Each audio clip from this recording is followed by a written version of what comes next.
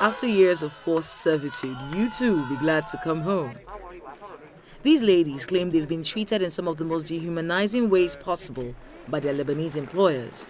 And after months of negotiations, they're finally back home. It's not the first time Nigerians in Lebanon are alleging poor treatment by their Lebanese employers. Earlier in 2020, a Lebanese man called Wael Jero put up a picture of a 30-year-old Nigerian woman named Peace Busari Ufoma. He put it on Facebook on a page called Buy and Sell Lebanon.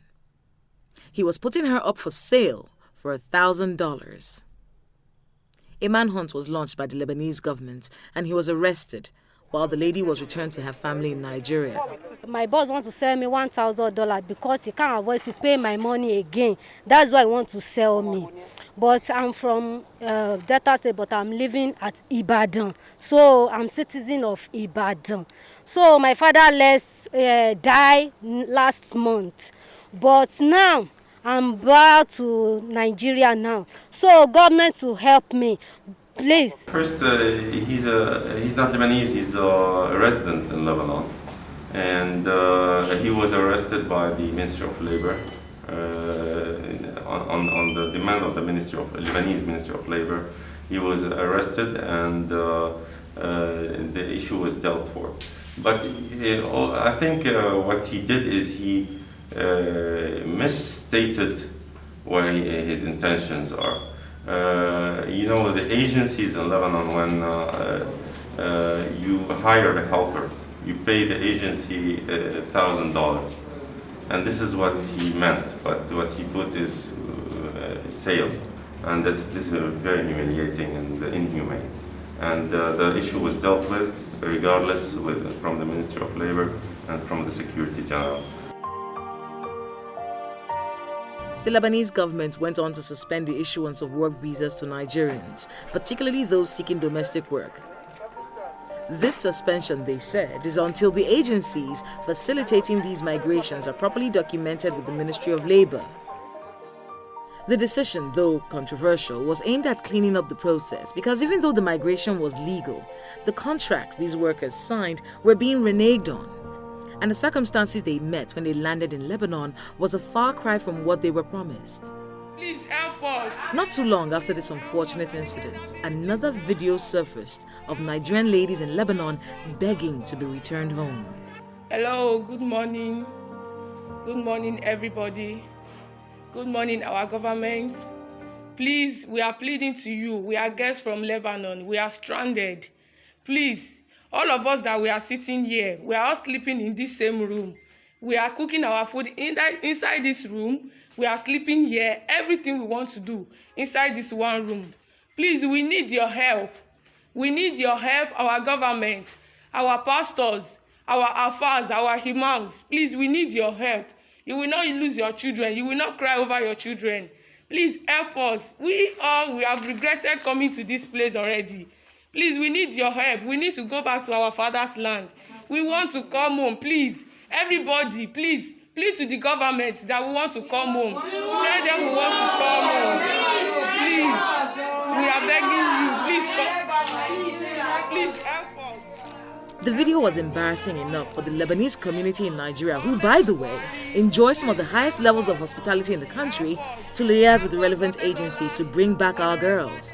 Well, in fact, there are 72 girls that the Lebanese community has offered to bring them back to Nigeria to make sure that they come back to their country, because we saw that there are some viral videos going on that they are stranded, and we will never accept that our sisters be stranded in our country. So what was it do you know what was making them make those viral videos?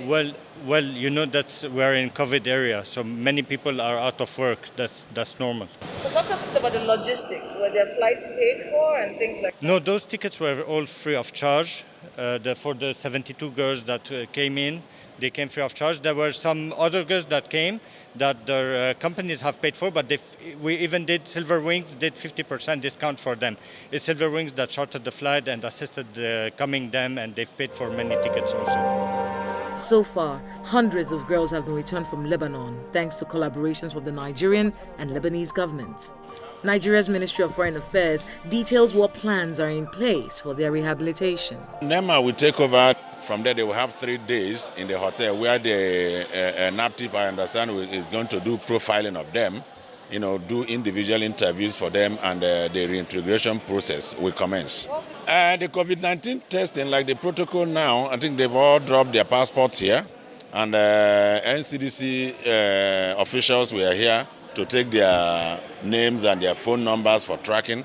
So the arrangement is that they are going to do the COVID test. Then each of them will get the result of their test through their email addresses. They will get the result through their email addresses before they can come back to receive their passport back. Passengers that were on the flight with them said they were tested 72 hours before the flight. Yes. Were they tested as well? Yeah, I think they were tested. Were you tested? Yeah, they were tested. Okay. Yeah, but we have our own protocol here. So they'll still have to undergo a second test here. It has to be done the right way. Processing the ladies for their departure to their respective homes across the country will take 3 days. Their reintegration into society is the responsibility of NAPTIP, the National Agency for the Prohibition of Trafficking in Persons. But before they leave, I want to hear from the girls themselves. What was so bad about their life in Lebanon that necessitated their appeal to be returned home? They owed me 3 months' salary. Even this morning when I'm writing my story, I was weeping because anytime I remember the story, it just makes me weeping because of the suffering that I suffer.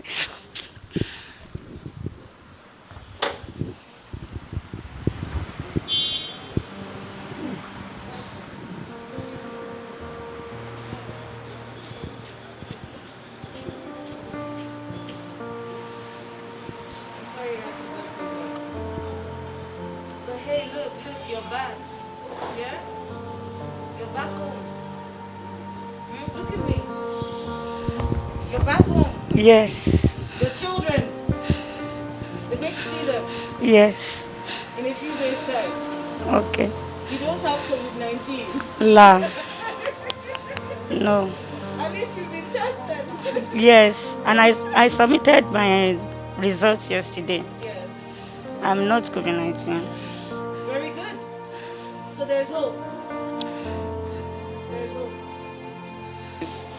I work in the house and I work in big supermarket, very, very, very big. I don't eat, they don't give me food to eat. It's only Indomie. I'm eating Indomie every day, every day. I sleep around 3 o'clock p.m. a.m. the second in the morning, 3 o'clock. I go through a lot. So along the line, the father, my boss' father, normally disturb me for sex, and I told him that I don't come here to do prostitute. I just come here to come and work. Why will you be disturbing me? Sometimes he will slap me. Sometimes he will slap my bum bum, pressing my breast. So there is a day when nobody is now inside. The man just sneaked to my room because we are two, one Nigeria and one Ethiopia. So the man just come and push me and force me to rape. He raped you? Yes, I don't have anything to do than to just be working. Since it's not my country, I don't know anybody. So if I see the man, I will just be sneaking. I don't want the man to see me. So from there, they will just be maltreat me, did what they want, different time with me and my boss father. So I don't receive my salary. They didn't give me my salary for like 6 months. So along the line, the father of my boss now threw me out midnight. He told me out that if I don't leave his son's house, that he will kill me. I said, please, I don't have anywhere to go. The agent's number is not going anymore. I don't have anybody to contact. They seized my phone. How am I going to survive? So one midnight I run. Stop touching me. So one midnight I run. I leave the house. I don't know that from fire from fry pan to fire. I was beaten by my agent because I told him I wanted to go back to Nigeria. I couldn't take it anymore. The suffering was too much. It was quite opposite of what the agent in Nigeria told me. So I told him I wanted to go back to Nigeria because he naked me, because my boss lied that I stole his money and gold after I left his house. After 4 days I've been in the office. Then he asked me to come to his room to come and massage him, and I refused. So he threw me out. I slept in the balcony during winter last year, December. I slept at the balcony every day. He told his housemaid not to give me food, that Ethiopian lady. But whenever my agent wasn't around, the lady would sneak out to give me a little bit food just to sustain, because the beating was too much. I couldn't cope. I told him I want to go back to Nigeria, and he told me the money he used to get me to Lebanon from Nigeria, if I worked for 10 years in Nigeria, I couldn't make that money. That I have to wait and work for 2 years, either I like it or not. The reason why I went there was because I don't have any helper. I don't have anybody that can help me. I was working, and the money they paid me, I do send it to my mom. So that was why when she told me, I said, okay, I will go for it because of my family. And she told me that when I get there, they will be paying me 150,000 Nigerian money. They tricked me down to Lebanon to work as a slave. And I'm in Nigeria. There's no one. Not like we are suffering in my family. We are okay. Not like we are not that okay, but we are not suffering, and we are not beg anybody to eat in Nigeria. We are fine.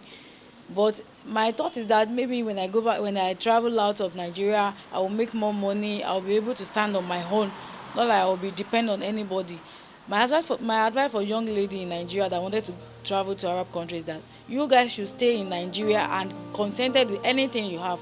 No place, no country like Nigeria. Don't allow anybody to deceive you that where you are going to is better than Nigeria or is good than Nigeria. Don't even listen to them. Some of them are, in fact, Ọlọ́run, some of them are, as in some agents in Nigeria are crazy, as in wickedness, selfishness, some of them, because some like that will tell you that you are going to this country to make an amount of money, to be good and to be all those things. Unfortunately, you went to the country, you will think you are good also. In fact, you are not good though. As in Lebanon is terrible. It is unfathomable that humans would deliberately be inhuman to other humans. These allegations are grave. Now, none of these girls migrated to Lebanon illegally. They all had work visas. So, who's profiting from their misfortune? Is this a new story? It is not. This is a story that you've heard before. So why does it keep happening? It's very unfortunate, that the ambassador thinks that these girls were not trafficked. And funny enough, Lebanon is one of the few countries that are signatories to the Palermo Protocol. And that protocol defines what trafficking is.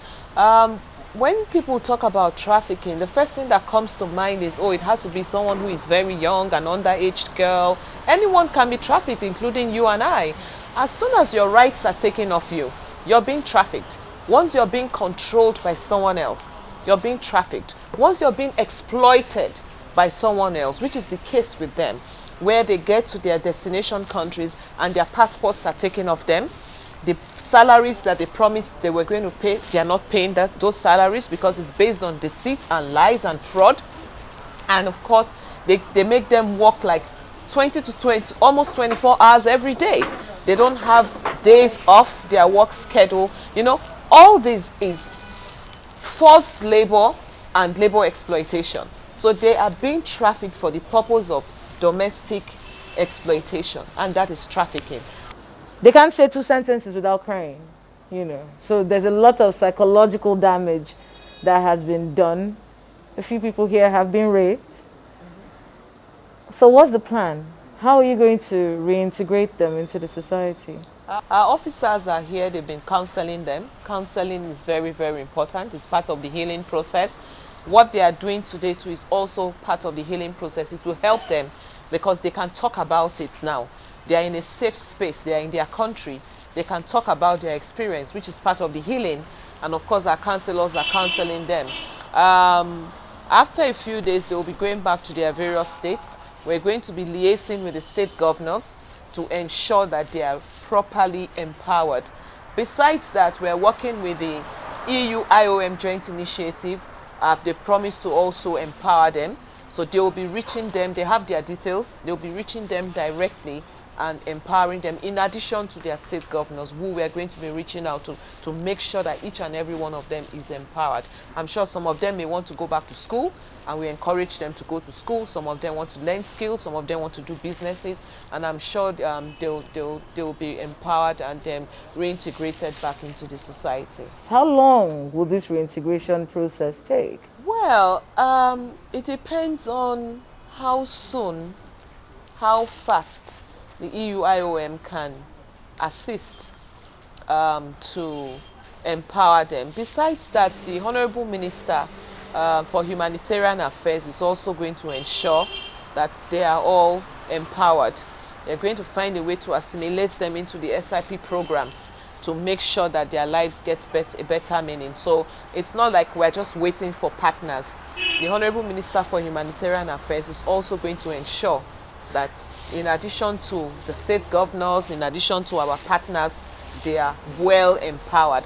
So it's a joint initiative, you know, and I'm sure it's going to come very soon. What is human trafficking? Put simply, it's the trade of humans for the purpose of forced labor, sexual slavery, or commercial sexual exploitation for the trafficker or others. Basically, it doesn't matter if you've been smuggled through the desert on foot, crammed like sardines in a flimsy dinghy across the Mediterranean, or flown first class across the Atlantic. If you've been tricked into servitude, sexual or otherwise, you've been trafficked. These girls were held against their will through acts of coercion, seizing their passports, and forced to work many months without pay. We cannot sugarcoat it. This is forced labor. Forced labor is a $150 billion a year industry. According to the International Labour Organization, of the 21 million victims of modern-day slavery, 14.2 million are exploited for labor, while 4.5 million are sexually exploited yearly. Sure, Nigeria has made some arrests of these traffickers in recent years, but not nearly enough to make a dent in this elaborate crime syndicate. What more can be done to protect Nigerians abroad? Well, it's been an issue. It didn't start with the viral video. It's been an issue about what happens to these girls who go to Lebanon, they're promised jobs, and then the experience is not so good. And they have a situation where they run to the mission and they want to come back. And the mission is actually very proactive about these girls. You know, a lot of times they've actually sent them back without anybody knowing.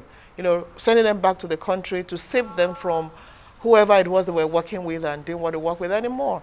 For this particular case, yes, you can always record and tweet, but we do investigate. So when we investigate and found it to be true, we worked with the Nigerian mission in Lebanon, and after the viral video, the mission actually located them, relocated them to a more decent place and gave them a place to stay in before this repatriation, which was done in conjunction with the Lebanese community in Nigeria, the Lebanese ambassador, the Lebanese community, the Lebanese government, and of course our mission in Lebanon. So it's something that is always heart-touching when you see girls who, for me, like I told the girls, you committed no crime. You went in search of a greener pasture. It turned out not to be so. Don't be ashamed of yourselves. But you've gone to, you're broken, you feel tortured. How do you pick up your life again? I think that's the key thing now. And then how do you stop this from continuing to happen? The key thing is Lebanon has stopped issuing work visas. So if you want to work as a domestic staff, no visa for you. So that is a major step forward. So after all said and done, we hope we're not going to hear stories of, oh, we've been trafficked, we've been sent to Lebanon and all that. Oman is another tragic. Another place where we hear a lot of terrible stories. We don't have a mission in Oman, but also during this COVID-19, some from Oman have been coming back, but I know there are some still trapped there that hopefully we should be able to bring back. As long as traffickers are walking about freely, as long as traffickers are out there making money through these poor souls, it's not going to stop. So the key thing is the traffickers have to be arrested, named, and shamed. We need to know them. We need to see them. We need to see them rot in jail. So as long as you just hear, oh, here, then there's still a problem. And this thing is nothing new. I keep telling people, fine, COVID has brought a lot of things up, but prior to that time, don't forget that President Buhari is the only president who took this up in Libya. Actually sent a delegation to Libya where we had the issue of these trafficked girls, and a delegation actually went to the detention centers. I mean, that was the most horrific thing I've ever seen in my life. Seeing Nigerians, seeing human beings packed like, packed like sardines in some detention center. And I remember, one of them who, I think one of the prisoners got her pregnant and then had to sort of virtually rip her open so that she would lose the baby. And she was there bleeding. And she held us. She had to speak Yoruba to me so that they wouldn't understand. And say, listen, I'm virtually dead. And when they saw the delegation, they just broke into singing the national anthem. So really the idea is, how do you stop this? Fine, Lebanon has stopped work visas. Where are the traffickers? If those girls know what they're going to go through, a whole lot of them will not go there. So first thing is the awareness to even know. Now with these girls coming back, we hope that they can tell their stories, that many others will learn from it. If they have an idea that this will happen to them, they will not go, no matter what they're looking for. They don't know money has been collected on their behalf. They don't know what they're going to meet over there. Then in any case, we can have legal migration. And that is what I'm saying. We can make migration legal. So you need a domestic worker. It's okay. Let them be trained to do the job. There's one of the girls I met who is a graduate. She got out of school. She got this thing that you're going to earn $200 a month. If you calculate $200, it's a lot of money here. And then she gets there. You have to wake up at 4 a.m., take care of 5 children, plus a husband and wife. You have no idea how to even take care of your own little room that you left in Nigeria. So there's no way you can do the job. And then they start maltreating you. They start beating you up. And then in some cases, the man says, I want to sleep with you. So it's we can have legal migration. And that's what we should move towards. Look at, as done in the Philippines, you can actually profile them properly and then know the agents over there, know the agents here. So that, now what we're doing now with the mission in Lebanon and the Lebanese government is this. All the agents will be registered and recorded so that if anybody goes to Lebanon through a particular agent, the mission already have the details of that agent. But the key thing is, the people behind this are wicked, evil, and there's always a family member. There's always somebody you know that's going to tell you, oh, why don't you give this a shot? And then they show pictures of beautiful scenes, which turns out not to be true in any sense of the word. So we must have laws that protect migrants going abroad. And so the Ministry of Labor, and other agencies, and I'm glad the House of Representatives Committee on Diaspora is looking at this. There has to be a multi-agency approach to dealing with these things. And they can be done in such a way that migration can be legal, can be beneficial to both countries and to whoever is going on that migration. It shouldn't be a death sentence. When Nigerians travel, they don't inform the missions. They tell you, oh, they don't even care anyway. It's important you let them know they're there because of circumstances like this. We never imagined how many people were in some countries until this happened. So it's like, oh, you want to plan. Are you 500? Are you 1,000? We started this day, we're going to bring back 4,000. We're talking about almost 15 to 20,000 now. So it's important you register with the mission, particularly students. Let them know you are there. Just go there, document that you are there. If you call for help and they don't answer, is another matter. But always, make your presence felt at the mission. And we are having diaspora desk in every mission, staff of the Ministry of Foreign Affairs are man diaspora desk in every mission. So I can almost document that you are in this country. It's very, very important. When we compare ourselves to other countries, when they go to those countries, they are there. But how can they plan for you when they don't even know you're there?